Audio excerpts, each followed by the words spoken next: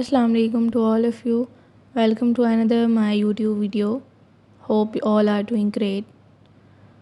Today I will show you how to make the Korean chewy potatoes.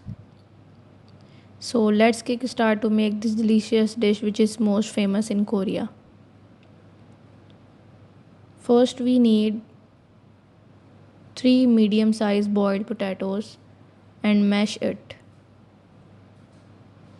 Add 3.5 cup corn flour, then add 4 to 5 tablespoon water, then mix well.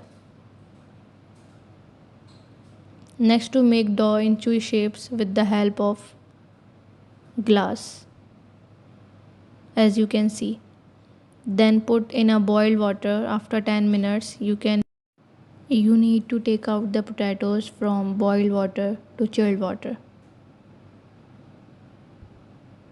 Next, start a mix of chewy dough. Take 1 tablespoon chopped garlic and half chili flakes, 1 and half sugar, 1/4 tablespoon salt and 2 tablespoon soya sauce, coriander chopped, and 4 to 5 tablespoon hot cooking oil.